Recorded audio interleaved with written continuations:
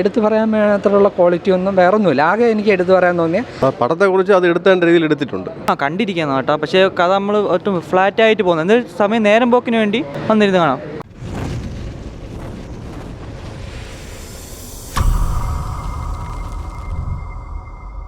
ഇല്ല കൊള്ളാം, കുഴപ്പമില്ല.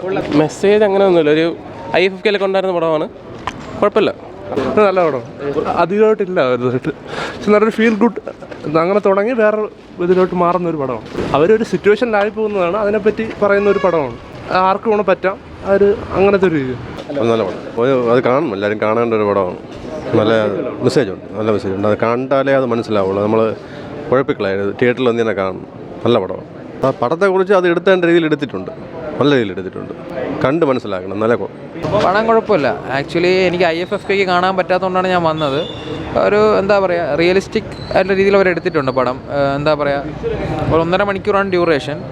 ഒരുപാട് പുരസ്കാരങ്ങളൊക്കെ പോയൊരു പടമാണ്. ആക്ടേഴ്സിനും അത്യാവശ്യം എന്താ പറയുക പുരസ്കാരങ്ങളൊക്കെ കിട്ടിയിട്ടുള്ള പടമാണ്. അപ്പോൾ ശ്യാം ഫെർണാണ്ടോ എന്ന് പറയുന്ന നടൻ നന്നായിട്ട് പെർഫോം ചെയ്തിട്ടുണ്ട്. ഓവറോൾ കുഴപ്പമില്ല, നമുക്ക് കണ്ടിരിക്കാവുന്ന ഒരു പടം.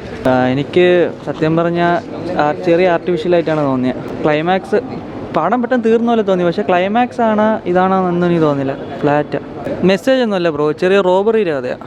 അതങ്ങനെ വലിച്ചു നീട്ടിക്കൊണ്ട് പോകുന്നതാണ്, അതാണ്.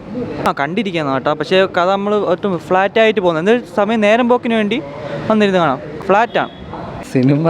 ഒരു ഫിലിം ഫെസ്റ്റിവലിനെ കണക്കാക്കിയിട്ട് എടുത്തിട്ടുള്ളതാണ് സിനിമ. എന്നാൽ അതിന് ഫിലിം ഫെസ്റ്റിവൽ അവാർഡ് കിട്ടാൻ മാത്രമുള്ള അങ്ങനെ എന്തെങ്കിലും ഉള്ളതായിട്ടൊന്നും തോന്നിയിട്ടില്ല.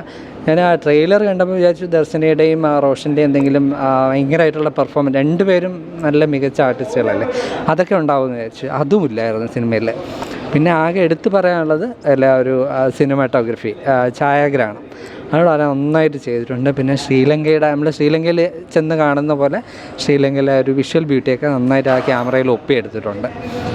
പിന്നെ ഒരു പെട്ടെന്ന് ഒരു ചെറിയ സിനിമയല്ലേ, ഒരു 1.5 മണിക്കൂർ കൊണ്ട് തീരുന്ന സിനിമ. മറ്റേ നമ്മൾ 150 രൂപ കൊണ്ട് കൊടുത്ത് കണ്ടിട്ട് ഇറങ്ങുമ്പോൾ അതിനൊക്കെ ഉണ്ടായിരുന്നു എന്ന് നമുക്കൊരു ഡൗട്ട് വന്നു. പ്രത്യേകിച്ച് ഒരു എടുത്തു പറയാൻ മാത്രമുള്ള ക്വാളിറ്റി ഒന്നും വേറൊന്നുമില്ല. ആകെ എനിക്ക് എടുത്തു പറയാൻ തോന്നിയ അതിൻ്റെ ഒരു ഛായാഗ്രഹണം നന്നായിട്ട് ചെയ്തിട്ടുണ്ട്, വിഷ്വൽ ബ്യൂട്ടി, അതേ ഉള്ളൂ.